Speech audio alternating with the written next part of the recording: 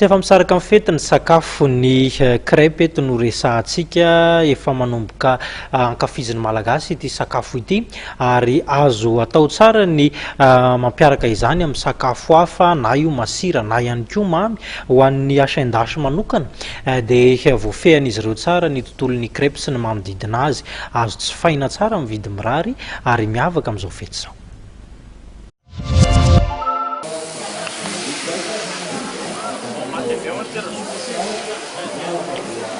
Sakafo avy any ivelany ary manomboka ankafiziny malagasy ny crêpe amin'izao fotoana izao.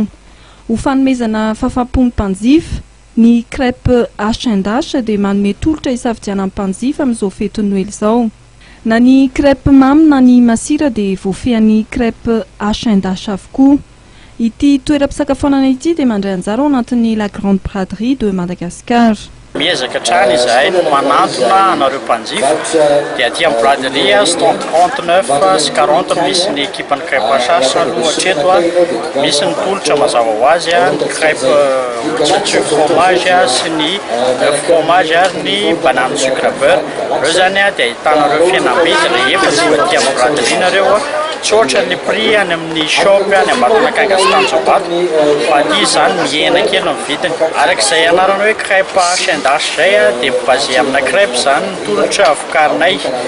préparation en direct manome spectacle ho anareo mpanjifa moa izahay ao anatin'izay rehetrarehetra zay ara-pahasalamana tsara ny sakafo arosony satria manaraka ny norme internationale le izy misy karazany roa ny crêpenay crêpe salé sy ny crêpe sucré maro dia maro moa ny safidianana fa manasa anareo izay ho avy aty amin'ny grande braderie dia aty nareo mahita tsara ny menu anay na hitsidika ny any amin'ny shop Tanjombato sy Ambatonakanga ihany koa.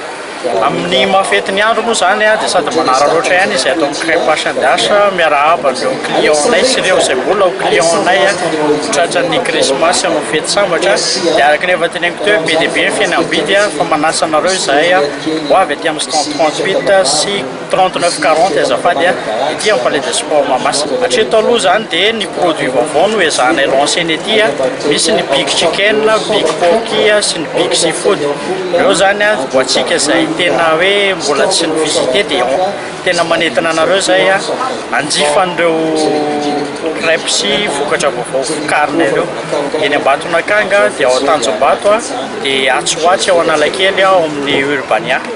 Zay zany toerana mety ahitanareo ny crêpe asaindasy. Manao livraison koa zay mazava ho azy naiza misy anao na eto amin'ny ville dia 2 ariary raha manodidina kosa dia 3 ariary. Arak'izany dia miezaka hatrany manantona ny mpanjifa ny crêpe asaindasy.